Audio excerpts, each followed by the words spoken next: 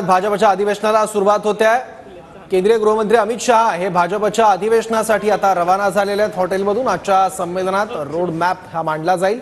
विधानसभा निवडणुकांचा खोट्या नॅरेटिव्हवर सुद्धा चर्चा होईल। त्याचबरोबर महायुतीत भाजपने किती जागा या स्वतःकडे ठेवाव्यात मागाव्यात याबद्दल सुद्धा या अधिवेशनात चर्चा होणार आहे। अमित शहा भाजपच्या अधिवेशनासाठी निघालेले आहेत। हॉटेलमध्ये ते मुक्कामी होते। काल रात्री उशिरा ते मुंबईत दाखल झालेत। दाखल झाल्यावर त्यांनी देवेंद्र फडणवीस यांच्यासोबत चर्चा केली आणि आता ते हॉटेलमधून बाहेर पडलेत आणि अधिवेशन स्थळी जाण्यासाठी रवाना झालेले आहेत। विरोधकांच्या खोट्या नॅरेटिव्ह बाबत सुद्धा या अधिवेशनात प्रस्ताव मांडण्यात येणार आहे।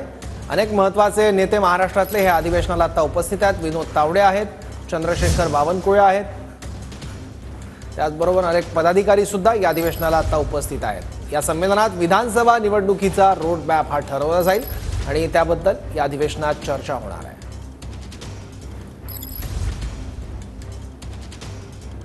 पुण्यातील हॉटेलमधून बालेवाडी जिथे हे अधिवेशन होते त्या अधिवेशन स्थळी अमित शहा हे रवाना झालेत। थोड्याच वेळात ते अधिवेशन स्थळी पोहोचतील। दुपारी सुमारे 2:30 ते 3च्या सुमारास अमित शहा हे कार्यकर्त्यांना पदाधिकाऱ्यांना संबोधित करणार आहेत। त्यापूर्वी देवेंद्र फडणवीस आणि नितीन गडकरी देखील या अधिवेशनात कार्यकर्त्यांना संबोधित करतील, बोलतील। तर अमित शहांची ही दृश्य आहेत। आणखी माहिती घेऊ आपले प्रतिनिधी प्रदीप कापसे आता आपल्यासोबत आहे। प्रदीप, सौरभ, खरं तर अमित शहा हे सध्या JW मॅरियट हॉटेल पासून निघालेले आहेत। अगदी 10 ते 15 मिनिटांमध्ये अमित शहांचा ताफा जो आहे तो बालेवाडी स्टेडियमवरती पोहोचेल, ज्या ठिकाणी भाजपचं अधिवेशन पार पडतंय। खरं तर उद्घाटन सत्राला अमित शहा हे उपस्थिती लावणार आहेत आणि जवळपास 4 ते 4.5 तास हे अमित शहा सुद्धा भाजपच्या अधिवेशनासाठी देणार आहेत। महाराष्ट्र विधानसभा निवडणुकीच्या दृष्टिकोनातून भाजपचं आजचं अधिवेशन जे आहे ते अतिशय महत्त्वाचं असणार आहे। आपण पाहतोय की अमित शहांची गाडी जी आहे ती सध्या बालेवाडीच्या दिशेने रवाना होते। अमित शहा यांचा कॅनवाय जो आहे तो सध्या बालेवाडीच्या दिशेने आता निघालेला आहे।